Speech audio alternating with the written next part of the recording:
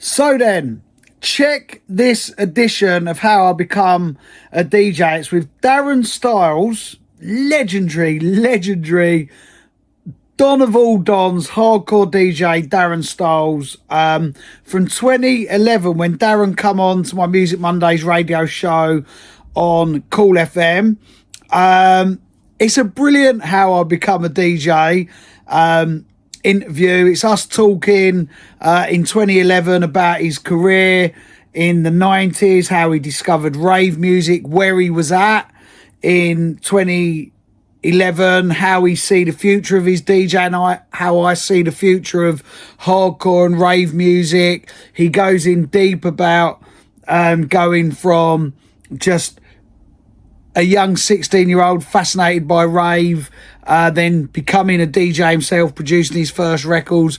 It's a great find, this, and I've got a lot of stuff in my vault. So I hope you're enjoying the How I Become a DJ series, in which I'm taking clips from the rave story of people's DJ journeys, or people who come round and do mixes for the Billy Daniel Bunter Presents series. Hopefully you're getting a real good series of both legendary DJs, up and coming DJs you may never heard of, just how people become DJs. Darren Styles from 2011. This is fascinating. I don't know how to introduce this man, really. Last week I said he's probably the most important. He's waiting for this, isn't he? He's waiting. I'm not. He knows me too well. He knows I'm going to pick it right up. But to me, I've got to say, really, the most important DJ and producer in my heart in hardcore. There's been lots of great people through the history who've done outstanding things for great periods of time, but for me, you for a long-standing time have just smashed hardcore music. Now, to all the drum and bass and jungle listeners, Darren Styles, I compare him to the Shy Effects of jungle drum and bass. Every tune's a killer, every set's a killer, always groundbreaking, breaks charts, big massive albums. Thank you, man. I mean, that's a big up. I really appreciate it. Yeah. So, where did it all start? Where did you get the music buzz? Oh, wow. I've always been into music. I mean, my parents were, heavily into sort of blues and listening to music back in the day. And then when I was at school in, it was like 91, 92 when it all started for me really hardcore-wise, because someone gave me a DVSD tape. And that was it for me, DVSD, and that's what got me into it. And DVSD, a regular DJ on this station as well. Big up Devious, big up Adrian, wherever you are, sir. Still smashing it everywhere. So Devious set got you into it. Yeah, I mean, you probably remember back in the day on the pier, Clacton Pier, there was Oscars. Yeah.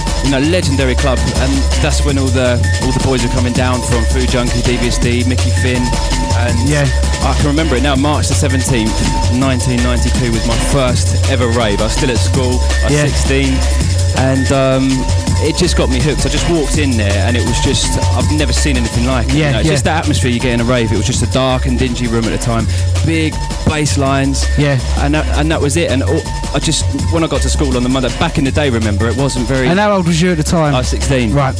And it wasn't a big thing, so like it was quite it was very, very underground back then. Because you always used to love all music. Now, because what I really want to get across with this interview is that it's not just been the past 5 or 10 years, it's been 2 decades that you've been supporting uplifting hardcore music. When was your first production? When did you first have a record out?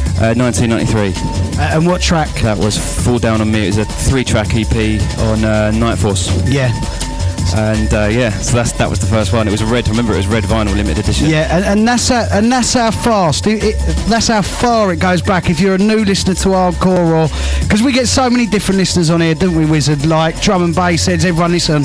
Darren had records out on Nightforce, breakbeat, piano, bassline driven hardcore music as far back as early '93, and that sums it up for me. That just sums up what you've done. Just since then I've never lost the bug for it. It's the euphoricness, there's just something about the hardcore music even back then, from the breakbeat stuff and then introducing the kick drums and then more vocally stuff, more recently the sort of more bassline stuff, and then going back to the vocals and the riffs again, and it's kind of, there's just so much in it for me. I just love it. And when so you got bitten by the bug via DVSD and Oscars, then your first tune 93.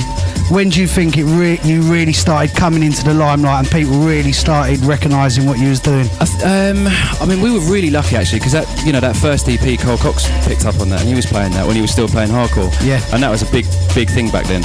And then we kind of did more stuff for Slipmatt's label, Universal. Yeah, he said he might pop in a bit as he goes. He's a lovely old boy. He's a lovely head, isn't he? Old boy, yeah. He's an old boy.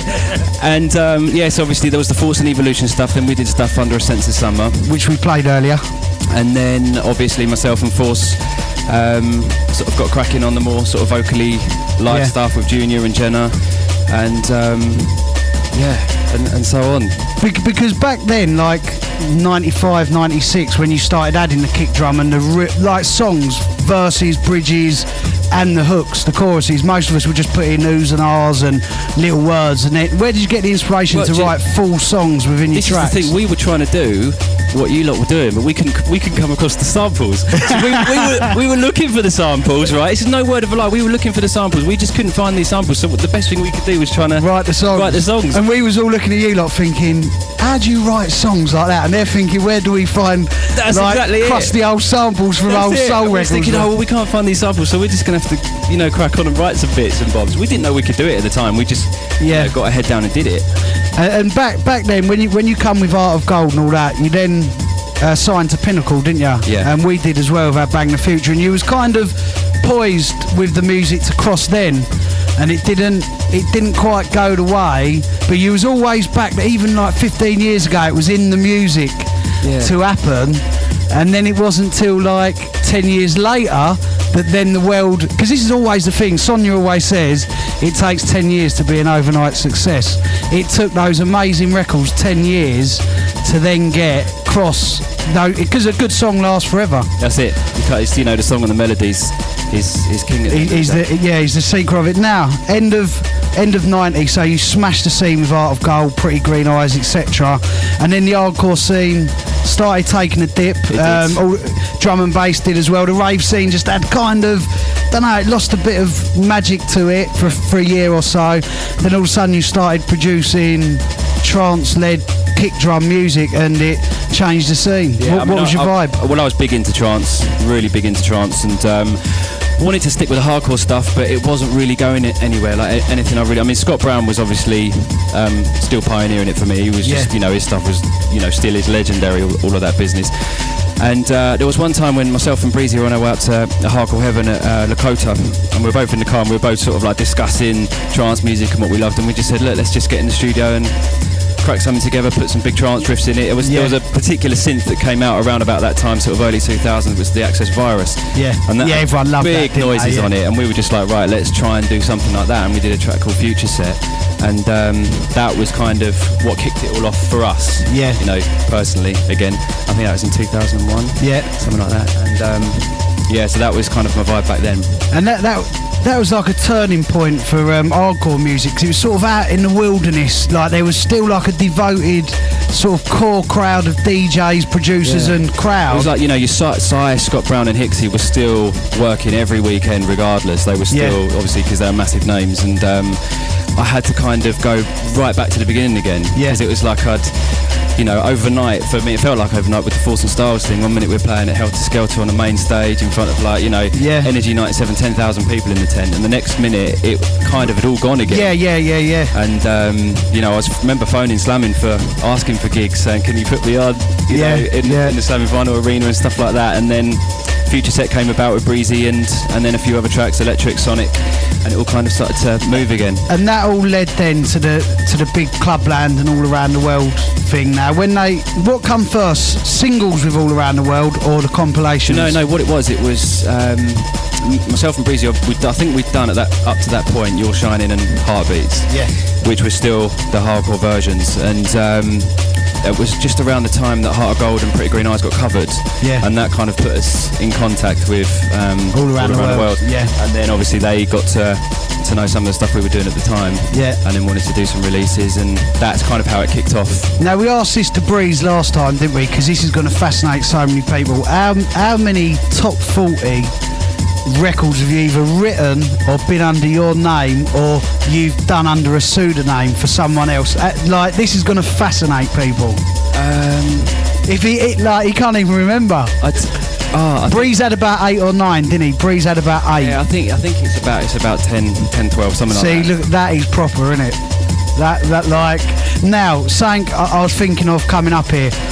Pete, there's always this thing of, you've sold out, or like I get it. Why is Bunter playing breaks on his show? He's meant to be hardcore or old school. And like we have to clear this up now to people who have said to all of us at some point in time, you're selling out. Did you love every tune you made? Of course I did. That's the main reason I did it. There you go. So all those people who come onto our pages and say, why have you done this? Why have you done that? If the producer and DJ loves it, that's it. Full stop. Like an artist has got to express himself how he feels. Because did you ever go into the studio with chart in mind, or go in the studio with just that feeling of I want to write great melodies? Yeah, I mean, I have to admit, after the first album, after Skydiving came out, I maybe did get a little bit misled, because there was a big success with that album, and then suddenly there was a little bit of pressure on my shoulders to a second album. And bearing in mind the first album was kind of 4 or 5 years worth of my DJ tools that ended up on an album. Yeah. And then it just so happened to be successful, and I never realised it was going to do what it did. Yeah. And then suddenly the record company calling for a second album, and I was kind of like torn in between what I should be doing, because I didn't have the time to test out all these tunes in the clubs like I had on the last one. Right, okay, yeah. So that was a bit of a... That was something I'd never encountered up until that point. But I feel that now I'm kind of back in where I was before, just simply writing stuff for the dance floor. Apart from when I'm writing for other people, obviously. Now, so 1993, your first tune, DJing from 92 at Oscars. So what's that? That's 19, coming up to 20 years. So you've had 10 top 40 records. You've been a headlining rave DJ. So in the early days, when it was Force and Styles, what are standout gigs for you? Force and Styles, probably Energy 97, like I mentioned before. Energy 97. I mean, that was, I don't know if you remember it, it was... Yeah, it was, I remember it. Was it Long Marsden? Yeah, there was like 20,000, wasn't there? Yeah. And that was at the time when your style was really like the big sound. Just I remember. It was insane. I'd never seen anything like it, and I'd never played it anywhere like it. And then suddenly it kind of, like I say, it felt like it, even though I'd been doing it for sort of 3-4 years previous, it felt like it was overnight. That something that that was. I remember that was a wicked gig, because that was like at the pinnacle of like when I was doing the Bang the Future thing, because we was both signed. Force and Styles and our Bang the Future were both signed to Pinnacle, weren't they? Yeah, With sort of. And just like you, it was like a real learning experience being in that major situation, and no one really knew what they bloody was doing up there. We were kids back then, Dad. I know. So fast forward to when the new style of hardcore come along. What was a defining rave for you? Defining rave, probably the early stuff at the fast track, slamming vinyl at the fast track. That's when it kind of started to feel fresh again, if you know what I mean. And then obviously the HTIDs came along, the Air, and again it's so weird, because when this stuff happens, you don't feel like you're involved in anything completely different. It's only when you look back a couple of years later then you realise the significance. Wow, that was actually quite a big deal, and you don't really realise it so much. So when you're involved in it, it's all happening. It's not until you look back. Now, so then, because I remember going into HMV, actually our son, his friends, some of the girls at his school wanted us to get your autograph when he was still at school. So that's when you know, like, bloody hell, someone we know really well, he's like a superstar with like, she still wants it. And then when in HMV and the last album got to #1, now you've done some big tours, haven't you? Been on some big tours all around the world. What kind of big acts, like commercial acts, have you toured with, and what kind of arena tours have you done? We did sort of 3 arena tours on consecutive years, which was the Clubland tours, and I mean, it was insane really, because I found myself sort of standing there in front of 10,000 or 12,000 people on the stage at the MEN, and didn't have a clue what I was doing, but I found myself there. It was like it was a blur, to be honest, but again, looking back on it, it was a pretty huge experience. I just remember being absolutely terrified. Because you've been on tour with N-Dubs, everyone, haven't you? N-Dubs and obviously all those kind of people. But it was really cool. They were really cool, weren't they? And did you ever envisage that you'd be like on sold out stadium tours, singing Did not have a clue. to people? Because, you know, obviously I sung on the original Feeling Fine, and then I think it will save me that kind of pushed that kind of thing forward for me. But I've said this before, I didn't write Save Me with my intention of me singing it. I was going to get Mike Ultrabeat to sing it. Yeah. I just kind of laid a guide vocal down, and I really mean this. When I actually did it, I thought to myself, this is going to be a bit pansy for the ravers, they're not going to be feeling this. And I played it out at HDID in the top room, and it was just one of those records that got a really good reaction on his first play, and I just thought to myself, it's actually quite good actually. And then it kind of picked up a bit of momentum, got on tape packs, and the next minute, before it was too late, I didn't really want to change the vocalist, so I left myself on it. So I truly had no intentions of trying to be that person who was singing and all the rest of it. It just happened. With a little help and when you started performing on stage, like obviously I'm not going to call him Wizard, I'm going to say Wizkid. They're out on stage every weekend, they're large as life, they've got the sort of confidence on that stage. How did you, when you first had to start performing to 10,000-15,000 people, how was you at first? Was it natural, or did you have to start finding yourself? No, I had to find myself. To this day it was because you're first and foremost, you're a DJ. Yeah, I mean, first and foremost, I'm a producer, and it's because of the records that I make. I've been lucky enough to being able to DJ at these places. So you get your people who are DJs. That's what they, do you know what I mean, with all the trickery and badass scratching like your size and gamma and stuff. Obviously, with the producing as well. But yeah, it was that first time. I can't remember the actual particular one. It was in Glasgow. I was just doing Save Me, and they plonked me on the stage.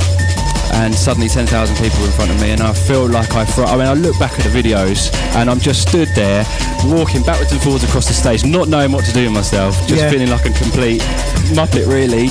And then the more I did, the more I kind of, I sort of fell into it, and I enjoyed it. It was completely scary, but I enjoyed it. Yeah. Really did you ever have to ask Wizkid for advice or anything, like how should I walk up and down the stage? These boys, they own the stage, don't they? So you just kind of like, you just watch them and you just nick a few moves and whatnot on the sly. Yeah. But, gradually it kind of I sort of I found a bit of a love for it, but not enough to. Would you prefer DJing or DJing? Yeah, definitely. Now, if you had to choose. Like everyone has a favourite song that they've produced. What would be, over that 18 years, what would be your favourite track that you've produced? It is a hard question. I mean, been lucky enough to be involved in a lot of productions, like you say, like from the early stuff, Force and Evolution stuff. But I think people would probably go, but I'd probably have to say Save Me, because that's probably my most personal one to me. Yeah.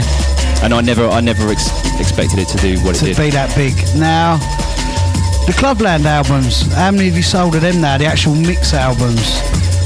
Across the six. How many you had? 7? Seven. Yeah. To be honest, I don't know. I think you got to be around a million mark now. I think so, some around that. Yeah. Now the future, like Joey's been in, Breeze has been in, Gamma's been in. What's bizarre is Gamma was bang into the techie stuff, and now he's going full vocally and going the other way, but the other guys who were vocally are now going the techie direction. What's your vibe at the moment in the clubs? What are you feeling from the dance floor? I just want to do a bit of both, to be honest. I mean, I've always just been sort of mainly vocals and melodies and stuff, mainly because I find it so hard to make the instrumental sort of techie stuff. I mean, I must admit I struggle with that kind of bit, but recently I've kind of found a little bit of ground with it. I think it's like, with all these synths that people bring out these days, they do make it incredibly easy for producers, whether they're up and coming or people like me, and they give you sounds on a plate and you don't have to manipulate them, you've got them there. And I think that's what happened with a lot of my productions. I got a little bit lazy when it came to sort of the synthing and stuff, and then recently you've got synths like Massive and stuff like that, and you have to get involved on the synthesis and stuff, and it's something I never really got involved on before, but I'm starting to get my head around it now, and I'm really enjoying it. And what producers and up and coming DJs are you looking at and thinking, the future of hardcore's safe in their hands? Yeah, definitely. Obviously Petruchio Modulator doing some amazing stuff. Guy called Prospect, he's sending me some banging stuff at the moment. Club Filler, obviously. Spyro sent me some good stuff. I mean, there does seem to be a bit of a movement at the moment with all these new kids coming through with some new beats, which is really exciting. I found Mike Modulate, didn't you? He was making music on what was he making music on? His PlayStation, yeah. And he was sending me out electro house, and I was thinking, and I started quizzing him, saying, how old are you? How are you making this music? And he said to me, PlayStation. And straight away I went to Son and Matt. We got to buy him some equipment, in we like, what's he going to be like on the full setup? And now everyone who comes in here like 3 years later are just like, mic modulate, he's smashing it. He's insane. He just makes it look so. He's like Gamma. Yeah. You know what I mean? They just make it look easy. You sit in the studio with them and their hands are so sick, fast. Doesn't it? You know what I mean? They got youth on their side, Dan. That's what I know. I might look young, but in mind, I'm feeling old. So where do you see the future of hardcore? I just, it's never. I really believe hardcore will never die. I mean, it's just one of those things that's been since that record back in '91 or '92 on Suburban Energy, Bass. yeah. Yeah, I mean, it's going through phases. It happens. It moves. It goes up and down. It has to go through a bit of dark to get the light again. I remember back in the early night. Do you know what? I remember I worked in Oscars for a while behind the bar, and Cy was on the lineup. Yeah. And I thought, I can't believe I'm going to get to see Cy. Cy comes down, and I had a tape from him from I can't remember, Fantasia or whatnot, and he played a lot of dark stuff in there, and I was really disappointed because I just thought, oh man, he's played loads of dark stuff, and Cy is like a happy DJ, but it was at that point when everything kind of went a little bit more dark, but then when it came through the other side and it all got light and happy again, sometimes you kind of need that, and I think could you ever see like the breakbeat element coming in? The way that drum and bass is so big at the moment, and dubstep and all the rest of it, I think that's probably the only way forward, is to bring some of those beats in. Yeah, because I often like when we do the hardcore shows, and also when we do, because every other week we have a guest in here from different musics and stuff, but then every other week I do a mashup show, and I go from everything from I could go from hip hop right through to the upfront hardcore that you guys do. And I often wonder, I'd love to hear you guys all do some breakbeat stuff again with like the modern production, because I reckon I can just feel it, I can hear and see that it would work. And the odd person send bits through, and no disrespect to them, but sometimes the production's just not there, and I think with a bit of production and a bit of quality control there could be that breakbeat edge, just because you all played the odd drum and bass tune as well, didn't you? Yeah, definitely, I love it. I think it's a natural progression, to be honest. And I know there's a lot of people that still love the old stuff. Yeah. And I think you're right, in the new kind of production and the way that the beats are these days, it could really so that is a call to any producers in the shout box and listening, experiment with your sounds. We get a lot of demos come through, and I've done it myself with demos before, when I've sent demos of my own stuff out. People send me stuff that sounds like me, and I think don't want they that. think that I'm really going to love it, but it's kind of like, well, that's kind of what I'm doing.